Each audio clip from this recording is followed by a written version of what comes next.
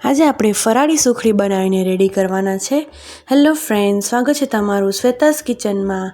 તો તેના માટે મેં અહીંયા 1 કપ છે તે રાજગરાનો લોટ આવે છે તે લઈ લીધેલો છે. એનાથી અડધું ઘી અને અડધો કપ જેટલું જ છે તે ગોળ અને કાજુ બદામનું ઉપરથી ગાર્નિશ કરવા માટે મેં લઈ લીધેલા છે. હવે એક મોટા પેનમાં આપણે ઘી છે તે એડ કરી દઈશું. ગેસની ફ્લેમ મેં ચાલુ કરી દીધેલી છે અને એમાં આપણે હવે રાજગરાનો લોટ છે તે એડ કરી દઈશું. આપણે આનાથી વધારે ઘીની જરૂર નથી પડવાની.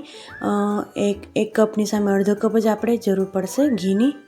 બંનેને સરસ રીતે મિક્સ કરીને આપણે હવે એને સરસ શેકવાનો છે. ગોલ્ડન બ્રાઉન થાય ત્યાં સુધી એકદમ આપણે એને શેકીશું. અહીંયા ગેસની ફ્લેમ છે તે મેં લો ટુ મીડિયમ જ રાખેલી છે, વધારે નહીં રાખીએ નહીંતર તો એ બળી જશે આપણો લોટ છે તે. તો હવે એને સરસ રીતે ધીમે ધીમે ચલાવતા જઈએ અને શેકી લઈશું. આપણે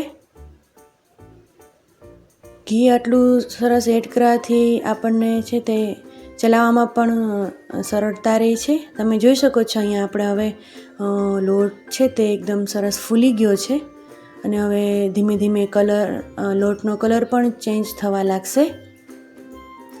તો જોઈ શકો છો તમે એકદમ સરસ ફૂલી ગયો છે અને આપણે હવે ધીમે ધીમે ચલાવતા જઈશું અને એને શેકતા જઈશું.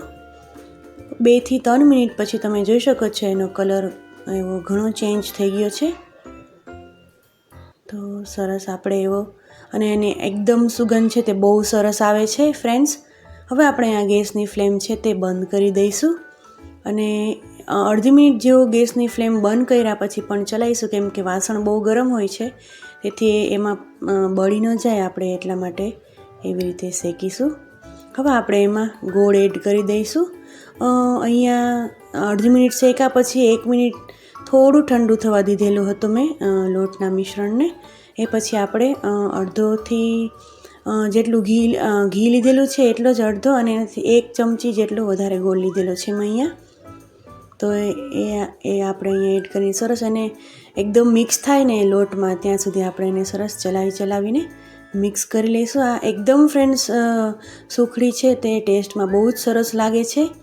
તો આજે રામનવમીનો તહેવાર છે તો તમે પણ ચોક્કસથી બનાવજો અને ટ્રાય કરજો. અમે અહીંયા કઢાઈ છે તે નીચે લઈ લીધેલી છે અને આપણે હવે એક પ્લેટ લઈ લઈશું જેને મેં ઘીથી ગ્રીસ પણ કરી લીધેલી છે. એને આપણે હવે ટ્રાન્સફર કરી દઈશું. જો તમને મારી આ રેસીપી પસંદ આવે તો મારી ચેનલને સબસ્ક્રાઈબ કરજો અને વિડીયોને લાઈક અને શેર પણ કરજો અને તમારા ફ્રેન્ડ્સ અને ફેમિલીમાં શેર કરજો ચોક્કસથી. આપણે હવે એને સરસ રીતે એકદમ ફ્લેટ કરી લઈશું.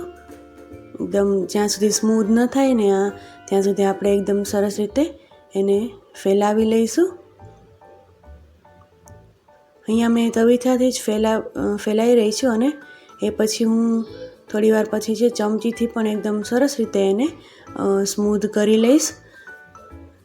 અને આપણે એના પછી આપણે ડ્રાયફ્રૂટ છે તે ગાર્નિશ કરવા માટે અહીંયા ઉપરથી હું સ્પ્રિંકલ કરીશ. તમે ચાહો તો અંદર પણ ડ્રાયફ્રૂટ છે તે એડ કરી શકો છો, એ તમારા ચોઈસ મુજબ તમે એડ કરી શકો છો. મેં ખાલી અહીંયા ઉપરથી જ ગાર્નિશ કરવા માટે મેં રાખ્યા છે. તો સરસ એવું આપણું સ્મૂધ થઈ ગયું છે સ્પ્રેડ. તો આપણે એના ઉપર હવે ગાર્નિશ કરી દઈશું કાજુ અને બદામ જે આપણે કતરણ કરી લીધેલી હતી તે. ખૂબ જ એકદમ સરસ લાગે છે ફ્રેન્ડ્સ. જો તમે ક્યારેય ટ્રાય ન કરી હોય તો ચોક્કસથી આ ફરાળી સુખડી છે તે ટ્રાય કરજો. ફરાળી શીરાની પણ રેસીપી મારા ચેનલમાં આપેલી છે અને એ સિવાય ઘણી બધી ફરાળી વાનગીઓની રેસીપી મારા ચેનલ પર અવેલેબલ છે. તમે ચોક્કસથી વિઝિટ કરજો અને બનાવજો. હવે આપણે એમાં કટ કરી લઈશું. મેં અહીંયા સ્ક્વેરમાં કટ કરી રહી છું. તમે ડાયમંડ શેપમાં પણ એને કટ કરી શકો છો. તમારા ચોઈસ મુજબ છે તમને કેવો શેપમાં કટ કરવી છે તે. હવે આપણે સરસ એકદમ કટ થઈ ગઈ છે. એકદમ ખાવામાં સોફ્ટ અને મોઢામાં જ મૂકતા ઓગળી જાય તેવી ફરાળી સુખડી આપણી અહીંયા રેડી છે. તમે જોઈ શકો છો એકદમ સોફ્ટ બની છે. તમે પણ ચોક્કસથી બનાવજો.